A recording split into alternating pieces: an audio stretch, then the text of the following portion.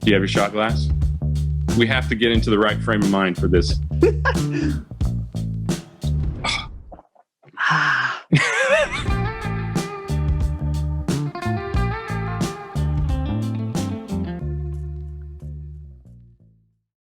Yeah. Like that's where companies will ultimately fail. If they do not, recognize, the flaws in legacy techniques, right? There are flaws. And by the way, if we went back 30 years ago, we would be talking about the previous 30 years and talking about the flaws that existed in those techniques. Right. If you went back to Henry Ford before he invented, line manufacturing and line stocking and so on, people still were working in cells and so on. Well, he invented and improved manufacturing lines. And so now I think what COVID has done is it's accelerated in the minds of chief supply chain leaders and thought leaders, it's accelerated the need for generational change. What will the next 30 years look like? It's time to think differently. Yep. It's not time to, well, let's do the same as we've ever done, same Harder. as it ever was, from that famous, Talking Heads song. Yeah, same as it ever was, only better. Don't think so. I think I would argue that a lot of people recognize this aspect of supply chain, and a lot of people need to recognize it. And that is that supply chain is not an optimization exercise. It is not a forecasting exercise. It is a risk management, risk mitigation, and risk responsiveness exercise. Because if we go back to the very first supply chain transaction, I imagine it was something like this. Hey, John, I got this tasty tomato here. You don't happen to have an extra spearhead laying around, because I'd love to trade you for that. Yeah. Right. That was started. Supply chain. Right. Sharp stick for a tomato. You know what? I'll take the sharp stick. I'll do that. Right. So that was a simple negotiation. It was a simple transaction, right? It was very proximate and very little risk in it, except you stabbing me with the sharp stick, which I did not think about, and then just taking the tomato. But I know you, John, you wouldn't do that. No. But the thing that we have to recognize is that in our desire, either as a consumer for things that are out of season, like tomatoes, we have to get them from far away, or in our desire as a supply chain practitioner, retail, manufacturer, distributor, whatever, to constantly optimize pricing, we introduce risk into the supply chain by getting stuff from farther away, using cheaper carriers, whatever we change about it. The supply chain in and of itself is simple. The things that we do to manipulate the economics or to manipulate the availability of goods in the supply chain, either as a consumer, and I think it's important that consumers know their part in this as well, or as a practitioner, those are the things that introduce risk. And we have to acknowledge and manage risk appropriately. And exactly what you're talking about.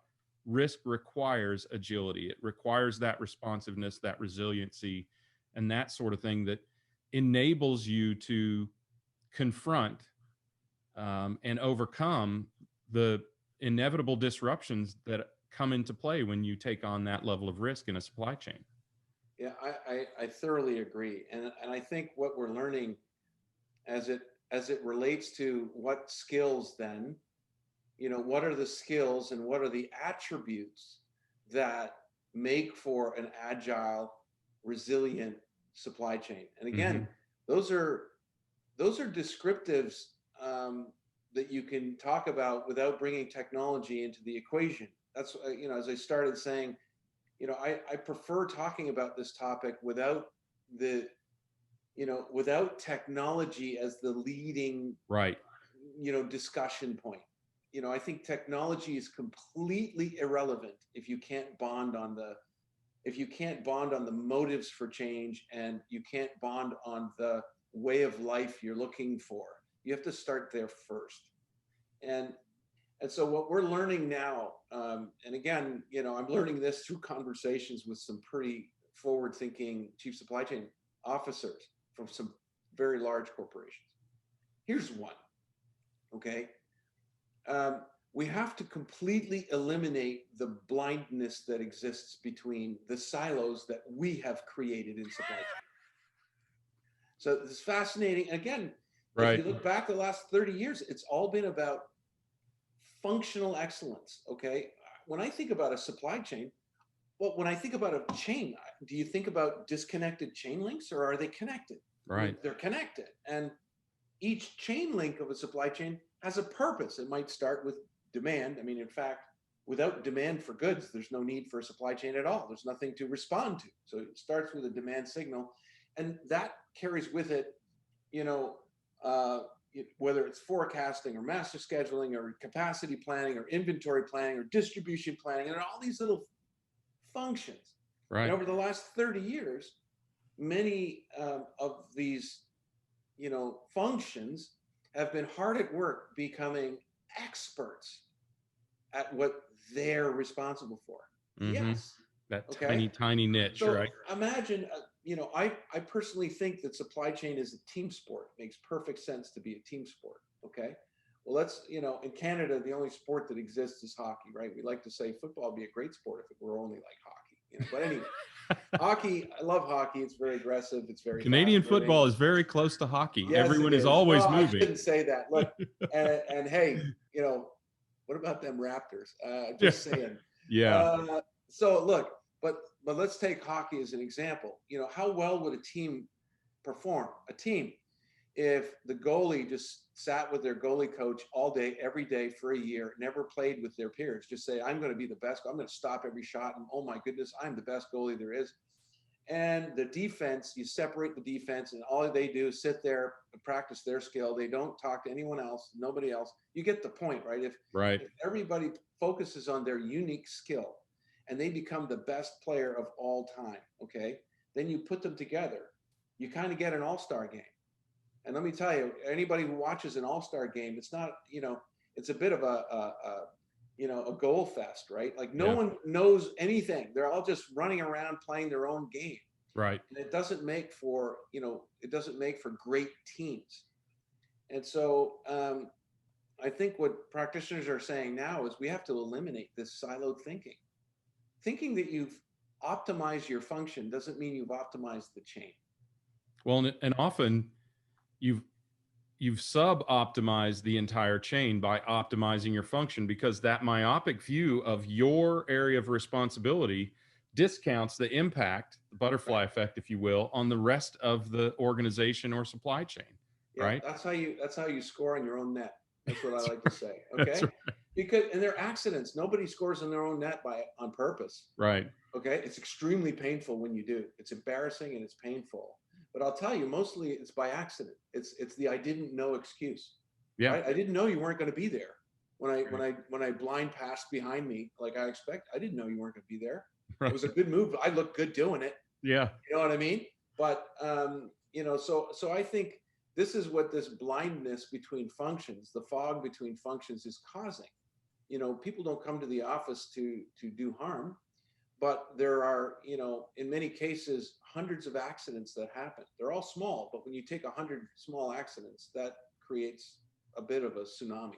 But I think I do think that's what the transparency and visibility initiative that we see going on does, because I've heard people in manufacturing say they're not in supply chain. I've heard people in procurement say they're not in, or be told they're not in supply chain. Right. Well, you're dealing with indirect goods. Well, that's the pulleys and the rollers and the racking that moves the stuff through the manufacturing facility or the distribution center or the retail store or whatever. So yeah, you're in supply chain. I would argue if you touch the goods, or you touch any component of the goods or the raw materials for the components for any of the goods, then you're in the supply chain. Yeah. I think you could argue even today that even the merchants who design or select the products in the supply chain, products in the retail store, they're in supply chain, because they are determining things like where the materials come from and in what quantity, and making commitments like that. All of that has an impact Yeah, on the supply chain. 100%. Yeah. And, you know, getting visibility or transparency, that I think it's a core attribute. It's one of those core things that's emerging, and it's really it's testing, if you will, the constructs that the current supply chains are run on. No The doubt. other one, and it's related, is time. Okay, so you know, again, maybe I'll use a football analogy, right? Where you absolutely have perfect visibility, you can see yourself being sacked. Oh, I'm gonna be too late. You're sacked. Okay, Yeah. because you're not moving fast enough, right? And and so I think time has become the new thing people are looking to optimize. How long does it take for me to know a thing? Mm-hmm. Anything. You know, whether it's the speed at which I can determine the effects of material failing in inspection at a factory in Hungary, and knowing with great precision what customer promise did I just put at risk as a result of that. There's a time dimension to that, right? Yeah. And again, this goes back to, well, you're talking about something that happens way down the value chain and connecting to something that happens at the, you know, what I might call the very top of the promise chain, or the value chain, which is a promise made to a customer. I have to protect those promises. Yeah. Okay.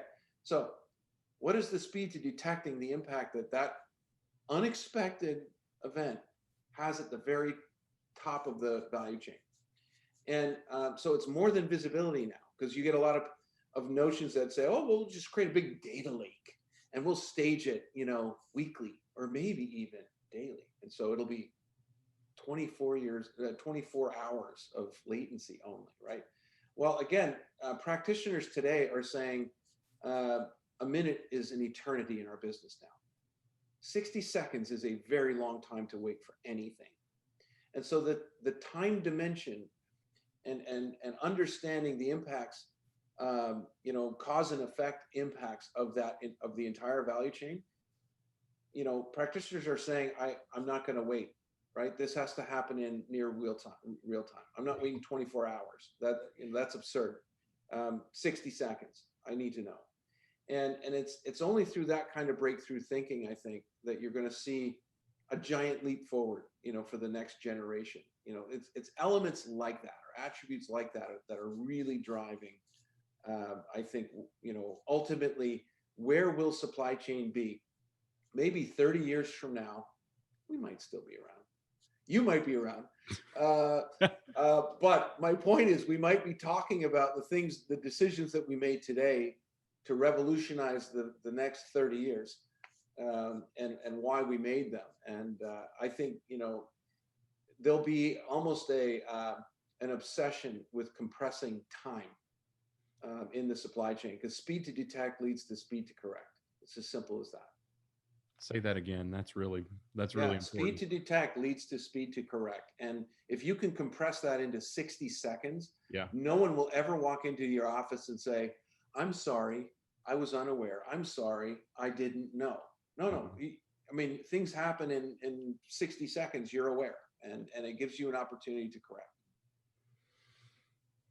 Yeah, I think that's really poignant. And as you were saying, 30 years from now, I was thinking the level of, or the quantity or the quality of evolution in the supply chain that's happened in the next, or in the last 30 years will probably happen in the next 5 years. So hopefully, John, by 30 years from now, you and I are sitting around watching. I'm not a huge hockey fan. Did I say that in Canada? But I'll watch hockey with you, and you can watch American football with me. All right. And we'll spend half times, or, you know, whatever they call it in hockey. Between periods, we'll spend the time between periods talking about how much the supply chain has changed, right? It's changed 100 years worth in 30 years, right? Because the capacity in you as a systems software engineer, you know that the ability to transform via technology, and I mean, I know technology is not the solution. Well, it's not the core solution, but it is the hammer with which we build the Yes, house, it's right? the enabler. And It it absolutely allows is. us to build the house much faster now. Right. I often describe, people look for analogies, and I'm a big analogy guy because, this it comes back to, how do I abstract this problem? Yeah. How do I abstract this notion? Well, I'll describe it this way, and I feel like we're sort of in the similar kind of a circumstance. If you went back 200 years and you were talking to a farmer that was building their business, and there's a, I don't know, 1 kilometer raging river, whatever, raging river between their farmlands and the next available market. There's a town over there, and of course the raging river, you can't just boat your things across. There's current just takes you away, and you walk into that farmer and say, "Why don't you just fly your produce over the river? Just fly your produce over the river." Now, farmers 200 years ago absolutely understood flight. Birds fly over that river every day. Right. I know exactly how they do it. The other thing that's fascinating is they sure as heck know the value of that. How many dreams have you had of flying? Everybody does at some point in their life dream that they could fly. It's an amazing thing. Now, 200 years ago, that farmer just wouldn't know how they could fly, but they absolutely understand the value of their business if they could. So it starts with that, understanding the value, understanding the attributes that you're after, and then you have to talk about technology. And so then okay, well then how do humans fly? Well, somebody invented thrust and lift and, wing foil and all that stuff. And you get into the technology that actually enables it. I think right now we're in a similar situation with supply chain, where people understand the attributes they're after. They're like, I refuse to allow, the lack of time, right? The fact that I don't have time to correct, right? I can feel the pain, but by the time I'm feeling the pain, there's no time to correct, right? It's back to that, I could see the pain, too late, I'm sacked. You didn't give me enough time to get out of the way. So the obsession with time and collapsing cycle time from end to end will be critical. Eliminating all the blindness of functions, which will ultimately change people's roles, will be another one. Democratizing learning, right? No one should ever be made to guess what to do, right? That's absurd too. Like, people guess because they don't see what the implications of their decisions will be on their peers. Okay, so again, if this is a chain, imagine I grab one chain link and I pull it down. What happens to the chain? The rest of the links move, right? They're instantaneously affected by the decisions. So I think this notion of democratizing learning, like being able to test a decision before you make it, has to be a part of the attribute of the future, right? No one should be left to guess. Yeah. You have to know before you go. These are going to become key and critical attributes. I do think there is a place for automation, although I think, and maybe I'm going to say something controversial here. I think, all right, the next fool's errand, the next absolute red herring will be those who believe that you can live with lights out planning. And look, I'm a software engineer, and I know the technologies out there that are hard at work, but the notion that some technology will eliminate the need for human judgment in the future, I think, is absolute flawed thinking. And it's not to say that the endeavor is flawed. Right. I think we can get to a point where 80% of it, let's automate 80% of the obvious, and we don't need humans doing obvious things. Right. But the notion that you can end up with a technology that can automate and produce a lights out planning kind of a scenario is just as foolish as believing that you could invent a forecasting algorithm and hit 100% forecast accuracy every day for a year. Yeah, you're absolutely right. And you gave the best analogy earlier. It's flying an aircraft through turbulence, right? Yep. It's when the turbulence hits that you need the discernment of a human who has or can interpret the experience to intervene, right? Because even AI, I mean, people think of AI as this all-knowing monster. It's really a child that only knows what it's been taught. Yeah. And if it has not experienced something specifically before or been primed with information about that specific experience, it doesn't know what to do. And that's why human intervention will always be required, as you said, at higher, more ethereal and less frequent levels, or less frequency, right? But still always intervening and always doing what a human mind can that a computer mind can't.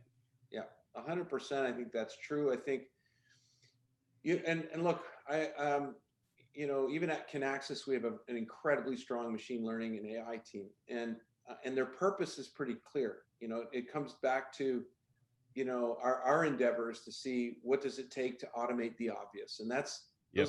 those are the terms we actually use. Automate the obvious safely, with confidence. Okay, and I think when you've solved the other prerequisite attributes of, I'd say high speed, end-to-end, flawless visibility of the entire value chain. People stop arguing about the data and start focusing on performance of the chain, not performance of the chain links. It starts there. Then you could apply some of those techniques to automate the obvious. As it relates though of absorbing, future volatility, and I say this to every practitioner. So is your business exactly the same as it was 5 years ago? You usually get a chuckle. Do you think it'll be the same 5 years from now? You get a chuckle because they know, man, life is all about absorbing uncertainty, or as you said, absorbing risk. So then it changes the kind of it changes the kind of machine you have to build, the kind of process you have to build for supply chain. Agility has to have an equal place, if you will, in your procedure, to accuracy. And I keep saying this, people think sometimes I am somehow indicting, the notion of math-based models, and I'm not. I'm just saying they have massive limitations. Yeah. And they're incredibly important. You have to know roughly where you're going. But the notion that you could absorb the uncertainty generated by those algorithms is just foolish. That's not the muscle you need. You need to have accuracy and agility live in perfect harmony. They live in perfect equilibrium. They both are vital. And I think whether it's a mathematical model or it's AI or ML or whatever it is, the beauty of those is the consistency, the repeatability, and the scalability, right? AI, once it's learned something, and by the way, all we do is impart human intellect into AI, right? Once AI has learned something, it never forgets. It never fails to consider one of the inputs, and it never acts emotionally.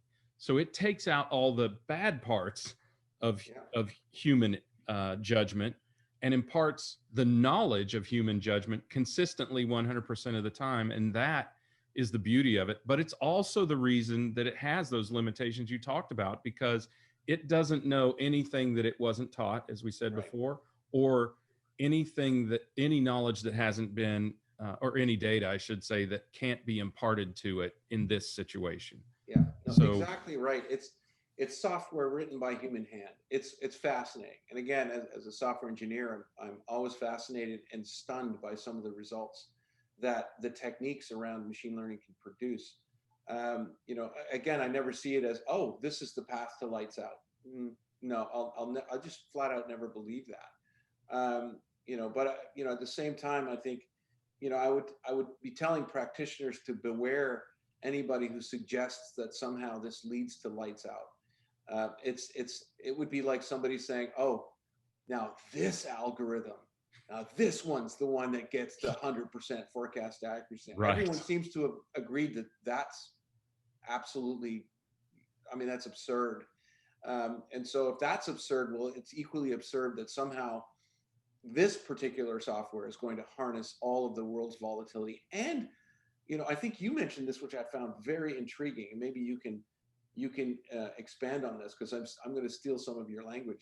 Go ahead. Yeah, was trying to harness human behavior somehow. That somehow human behaviors and how humans will buy things in the future can be completely predicted. Yeah. I can't say that it's completely predictable, but I can say that it is the forecasting of the future, right? This myth that we use this language, or at least I've used this language as both a practitioner and a solution provider of this item did that. This item trended, it increased its sales, it had seasonality, right? This item's sales grew or tailed or whatever. And the truth is the item is simply an object, right? I would encourage everyone who's watching this to look around at any item in front of you or behind me and tell me precisely what those items have done, and it is nothing, right? Items don't do anything. They don't fly off the shelves, even though we say they do, right? They don't trend. They don't have seasonality, right? They don't have patterns or anything like that. What items do is they wait. They wait for the customer or consumer to act on them. So what we need to be predicting is we need to be predicting the action of that consumer. In the case of a manufacturer, and this has been a folly, in my opinion, in supply chain for a lot of years. Manufacturers, they want POS data, which means absolutely nothing to them, because if a store sells one, they don't order one. If a store sells one, they wait till the other stores in the chain accumulate to a case of 12. Then they have to round it to a pallet, because this manufacturer requires you to order in a pallet. But then it gets rounded to a truckload because your contract with them requires you to order in truckloads. So you really need to assess the means by which your downstream, I say, by the way, manufacturing is at the top of the supply chain. Some say it the other way. Your downstream demand is triggered, not what has occurred in the past, but what triggers it or will trigger it to happen in the future. That accumulation of stores to a truckload, and then project that truckload to the manufacturer. Do likewise downstream. How many, what made Billy Bob go in and buy some beef jerky today? Because deer season opened, right? Whatever. Yeah. And accumulate that up. And you're right. We do need to be more cognizant of the customers downstream in order to close whatever, to keep the supply chain accurate, right? Yeah, 100%. So I think now more than ever, and I encourage anybody who is in the predicament that they're feeling pain, to reflect on the attributes they're looking for first. Don't start shopping for technology. I think that's the wrong approach. Mm-hmm. And the right approach is to say, what are the attributes of the future that matter most? Yeah. What are the attributes? And it does take some introspection, and it does take some humility in recognizing that, perhaps some past decisions have been part of the problem, right? Or flawed processes, or it's perfectly said, legitimate. blindnesses, right? Right. Yeah. Look, as I say, nobody, you don't move forward. You don't move. You don't fall if you're not moving. That's the lesson, right? So yeah, everyone's feeling the effects of COVID as a massive, I'd say, shockwave. And for those that are trying to figure out, okay, and I think this is happening in every boardroom. In every boardroom, CEOs are being asked by their board, what are you going to do next time? What are you going to do? And same as it ever was isn't the answer. That isn't the answer, right? People are saying, great song, but it's still great song, but same as it ever was means, well, we're going to experience the same level of pain. And so now people are saying, okay, so what is it? What competency are we missing? What design flaws are in the process? And that's where things like, there's blindness between functions. What one team is doing, the other team doesn't see. That's a problem. Yeah. There's duplicity in data. How many times have you replicated your demand signal? And how many times do you walk into a meeting room where the first argument is about the accuracy of the data, and everyone has their own personal spreadsheet? Oh my it's gosh, absurd, yes. right? The whole meeting winds up being about that, right? Yeah. That's a tragedy. I think now is the time to think about generational change. And, if you're at the top of this craft, then you have to leave it better than you got it. And I think that's what has a lot of practitioners now thinking, like, what attributes have I missed?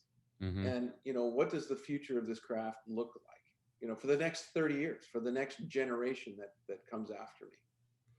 So let's speak to that next generation a little bit, or maybe some of your fellow leaders in supply chain, either on the solution side or on the practitioner side. So I always love to help you express your gifts, your thoughts, your perspective to the community here. So give me an example of something you wish you had known sooner, and what you think it might have earlier in your life maybe, and what you think that might have changed for you. I mean, and I don't mean necessarily supply chain, could be a leadership lesson, anything, but whatever, something that you think would be valuable for folks to take away from this.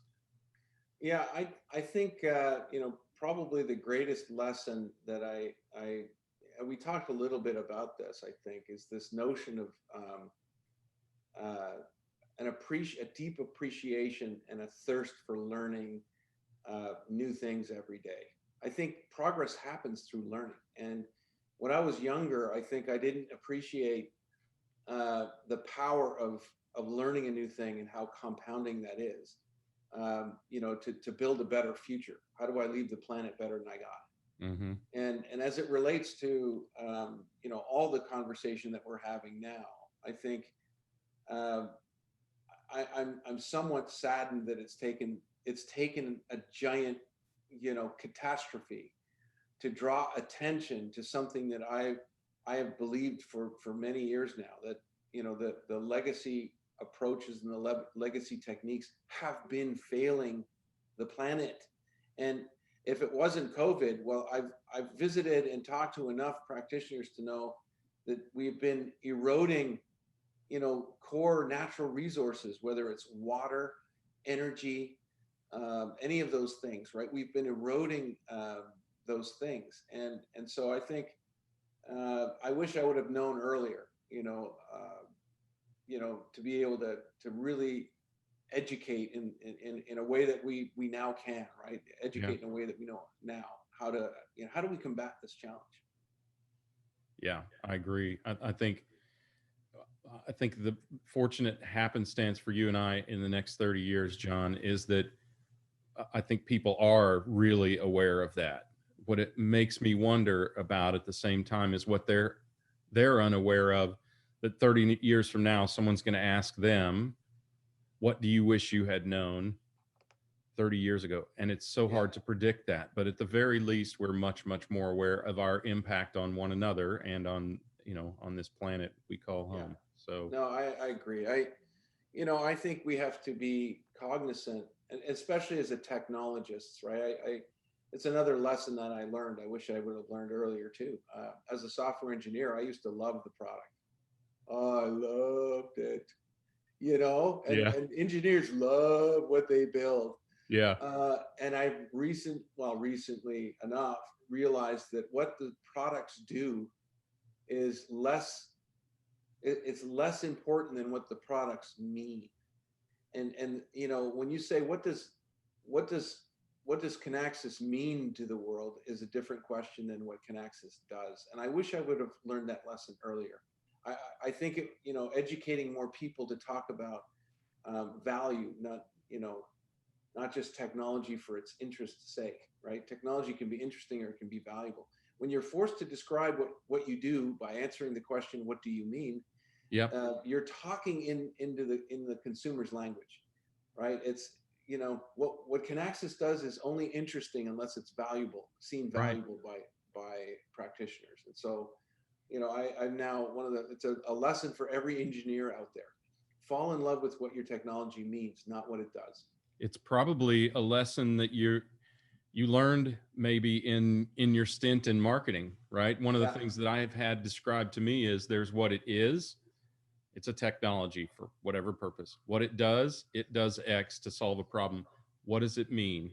That's the meaningful part. And that's the part, as you said, that the marketplace cares about. What does it mean, right? It saves you cash. It eliminates risk in your supply chain. It makes your day-to-day life better, right? It allows you to communicate with your audience and with your ecosystem. So whatever it is, the what it means is really, really important. And it's really a gift. And I bet you, I don't know if you deal with them directly, but I bet you have people like that in your community, probably even in your development organization, that they get the what it means. They don't fall 100%. in love with the problem. They don't fall in love with the code. They fall in love with solving. Right. Yeah, 100%. It's, the higher, this comes back to just cause, as Simon Sinek calls it, the higher order purpose for being, what makes us relevant. And, I think, our success in Kinaxis is, our relevance, in fact, is built on what we mean, not what we do. And, when I think about the meaning and what we've done for some of the greatest, largest manufacturers in the world is, help them eliminate waste, become hyper efficient, and hyper agile. There's a great philosophical question I often start with, and it's an interesting way to think about the problem, and in terms of a debate.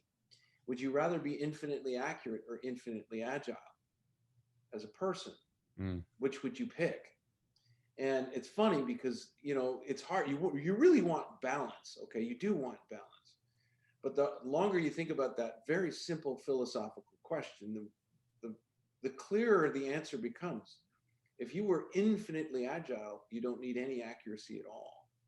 It means that you can absorb, positively every uncertainty and every unknown.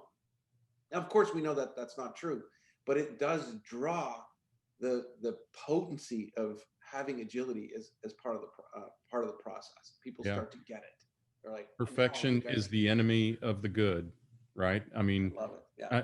It's another interpretation of that statement, right? Yeah. I mean, to accomplish anything, you have to accept some imperfection.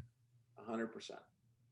So we probably should wrap up, though. I feel like we could probably do this all day and then play a little music and have a shot of tequila. But but I know you've got CEOing to do. So so is there anything that I haven't asked or we haven't really discussed that you just feel like our community could really take away that would really be valuable for them in their supply chain journey, technology journey, life journey, career journey? Yeah, I would say have the managerial courage.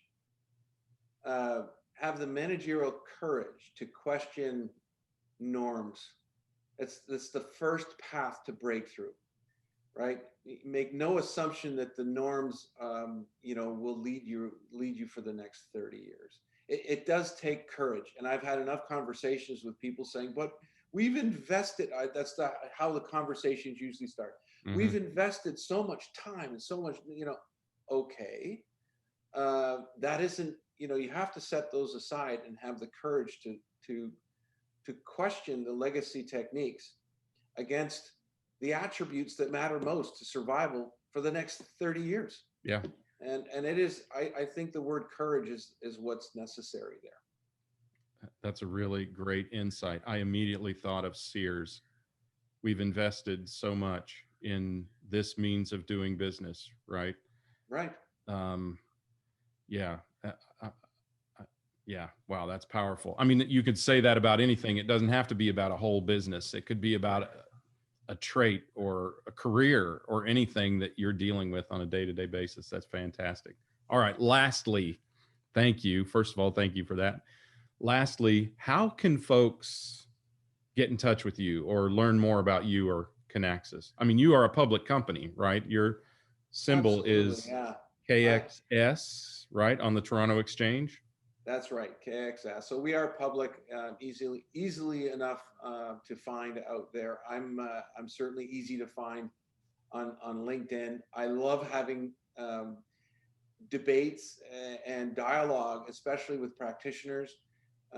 Two positive outcomes happen, right? I either teach somebody something or I learn something, and both are incredibly, powerful and valuable. So I'm, anybody who wants to have these types of conversations, I'm fully open to having those. Just find me on LinkedIn. It's probably the easiest way. That's awesome. Or Kinaxis.com, correct? Kinaxis.com, exactly right. We're happy to engage. We're pretty different, though. You'll find us we won't lead with technology ever. We bond first on technique. If you don't bond on technique, technology is irrelevant.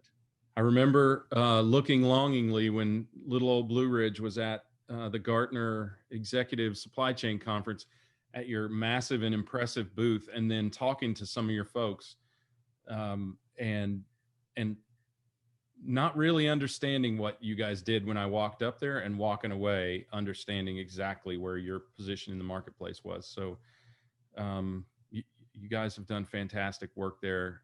I'm pulling for you. I can't lie.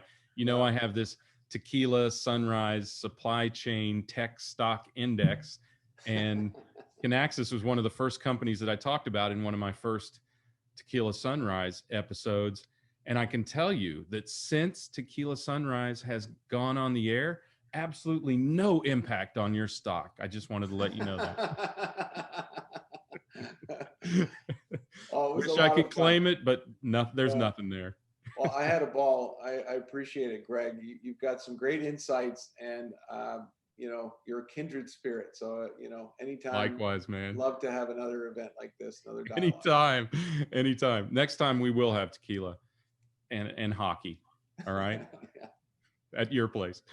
All right. Big thanks to our guest, John Sicard, President and CEO of Kinaxis Technologies. Thanks so much, man. I really appreciate you taking time out of your day. I'm cutting into your prep time for your next meeting, so you feel free to blame it on me. Most people do anyway. All good. I'll be ready. All right. Thank you very much. Thanks everybody, Greg, for joining us. Enjoy another TECHquila Sunrise.